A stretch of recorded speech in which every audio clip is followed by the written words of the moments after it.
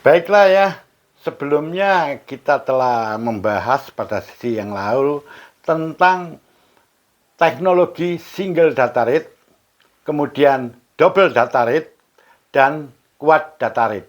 Kali ini kita akan membuat suatu ringkasannya dan pembandingannya supaya lebih jelas.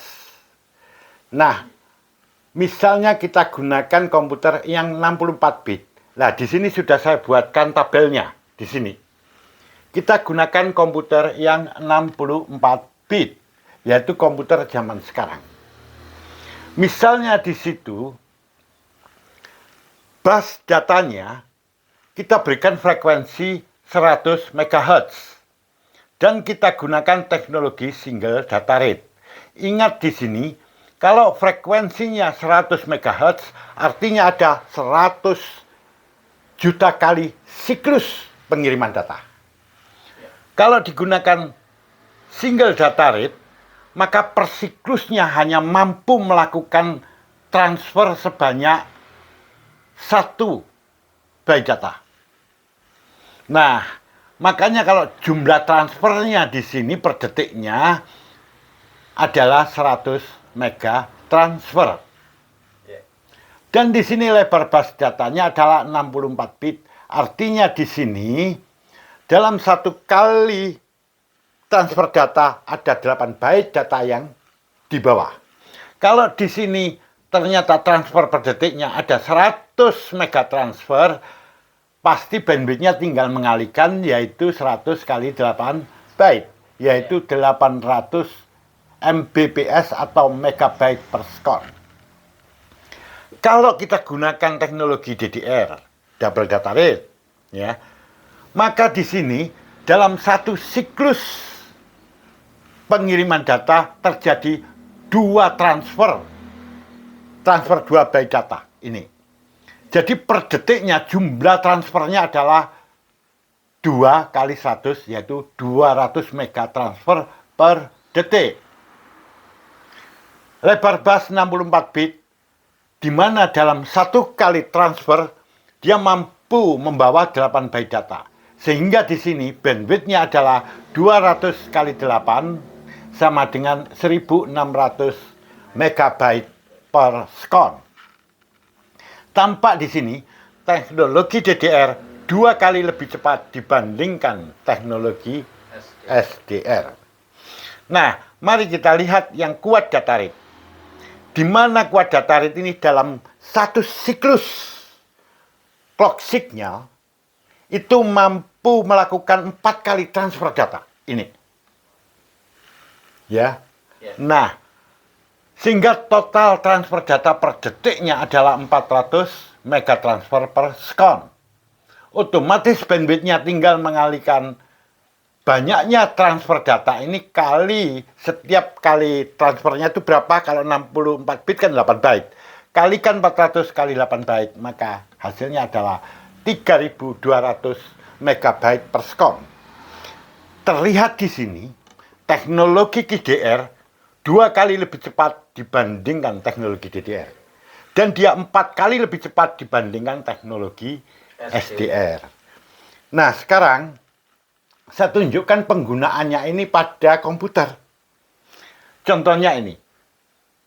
Single data rate ini diterapkan pada komputer-komputer, saya berikan contoh yang berbasis mikroprosesor Intel ya, yang menggunakan mikroprosesor Intel.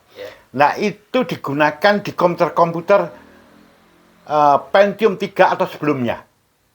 Jadi itu adalah bus datanya, yaitu FSB-nya, yang menghubungkan node bridge dengan CPU. Itu menggunakan teknologi single data rate. Jadi contoh komputer yang semacam ini adalah Pentium yang pertama, yang disebut Pentium Klasik, Pentium MMX, Pentium Pro, Pentium Overdrive, Pentium 2, Pentium 3, itu FSB-nya menggunakan teknologi single data rate. Nah, contoh yang kedua, diterapkan di memori utama, yaitu memori yang tempo dulu itu, yaitu SDRAM. Jadi memori SDRAM. Nah, dia itu menggunakan teknologi single data rate. nanti itu akan kita bahas belakangan saat kita membahas memori utama. Nah, sekarang penggunaan teknologi double data rate.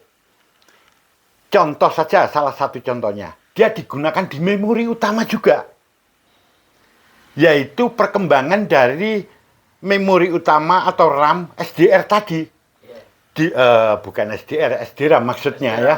Nah, SDRAM ini ditingkatkan teknologinya yang tadinya dia menggunakan teknologi single data rate, kali ini digunakan teknologi double data rate. Sehingga memori utama tersebut namanya adalah DDR SDRAM. Namun orang umum menyebutnya hanya DDR saja. Sebetulnya nama lengkapnya adalah DDR SDRAM. Artinya SDRAM yang menggunakan teknologi DDR. Nah, itu contoh penggunaan DDR. Masih banyak lagi ya, ini diterapkan di mana-mana banyak ya. Nah, contoh sekarang yang GDR. Nah, ini digunakan di komputer yang berbasis Intel contohnya, yaitu digunakan di FSB-nya, yaitu sejak Pentium 4 ke atas sampai Core 2 Quad ya.